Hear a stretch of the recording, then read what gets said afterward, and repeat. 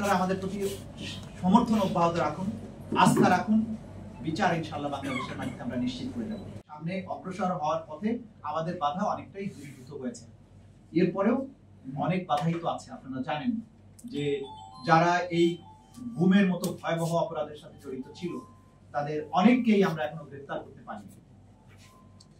Main পারপিট্রেটররা যখন বাইরে থাকে তখন বিচারের ক্ষেত্রে সাক্ষীদের নিরাপত্তা একটা বড় প্রশ্ন হয়ে দাঁড়ায়। সেই ক্ষেত্রে গ্রেফতার নিশ্চিত করার ব্যাপারে আমরা কাজ করছি। আগে যেমন অভিযোগ ছিল যে পুলিশ বাহিনী গ্রেফতার করার ক্ষেত্রে শিথিলতা দেখায়, কারণ পুলিশ আরেকজন পুলিশ তার সহকর্মীকে গ্রেফতার করা তাদের জন্য কঠিন, অনেক ক্ষেত্রেই কঠিন বা তারা করতে চান না।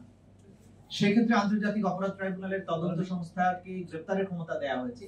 বাট অ্যাগেইন আন্তর্জাতিক অপরাধ ট্রাইব্যুনালের যারা তদন্ত সংস্থা তারাও কিন্তু পুলিশ। সুতরাং গ্রেফতারের ক্ষেত্রে কিছুটা সমস্যা আমাদের কিন্তু এখনো রয়ে গেছে, কিছুটা না অনেকটাই আছে। কিন্তু এই জিনিসগুলো ওভারকাম করে আমরা কিন্তু ক্রমাগত সফল হচ্ছি এবং আশা করছি আগামী ডিসেম্বরের মধ্যে বিচারের ব্যাপারে বাংলাদেশ এক উল্লেখযোগ্য অগ্রগতি দেখতে পাবে।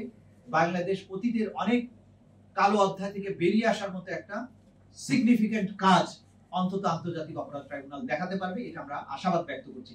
কেউ এটাকে ইন্টারপ্রেট করবেন না এই অর্থে যে আমরা বিচারের সুনির্দিষ্ট তারিখ বেঁধে দিচ্ছি অথবা রায়ের তারিখ বেঁধে দিচ্ছি, না, এগুলো আমরা বলছি না। আমরা আমাদের কাজের যে অগ্রগতি হয়েছে তার আলোকে আমাদের যে পরিকল্পনা, আমরা এই সময়ের মধ্যে একটা দৃশ্যমান জিনিস জাতির সামনে উপহার দিতে চাই।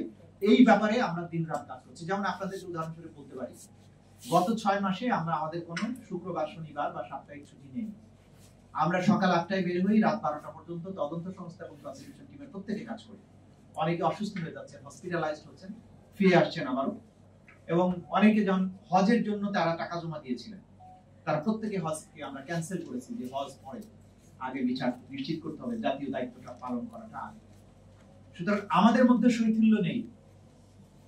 আমরা বাংলাদেশ শতাব্দীতেই একটা সুযোগ পাই, রাষ্ট্র, জাতি বা রাষ্ট্র 5ই আগস্টের বা জুলাই বিপ্লবের মধ্য দিয়ে এক শতাব্দীতে এই জাতিকে সঠিক রাস্তায় তোলার জন্য এক অভূতপূর্ব সুযোগ পেয়েছে। এই সুযোগ কোন অবস্থায় আমরা মিস করতে চাই না। ইনশাআল্লাহ আমরা বিচারের প্রক্রিয়ার মধ্য দিয়ে আর কখনো গুমের সংস্কৃতি বাংলাদেশে ফিরে আসবে না। রাস্তায় চলতে গিয়ে আতঙ্কে থাকতে হবে না পিছনে কেউ আমাকে ফলো করছে কিনা, বাসায় রাতের বেলা আমি আতঙ্কে থাকবো না ঠক ঠক করে দরজা খুলে এসে কেউ বলছে কিনা কালো পোশাক পরে যে আমার চলো তোমাকে যেতে হবে। আমরা কম বেশি এই দেশের মানুষ লাখে লাখে বা কোটি মানুষও এইরকম আতঙ্কের মধ্য দিয়ে গিয়েছি গত 15 বছর। সেই আতঙ্কের দিন আমরা আর কখনো ফিরে আসতে দেব না ইনশাআল্লাহ। অধিকারকে ধন্যবাদ জানাই, তারা সোচ্চার ছিলেন বরাবর। তাদের এই আওয়াজ, তাদের সোচ্চার থাকার কারণে গুমের শিকার মানুষদের আর্তনাদ, কান্না, আহাজারি এগুলো দুনিয়ার মানুষের কাছে পৌঁছেছে।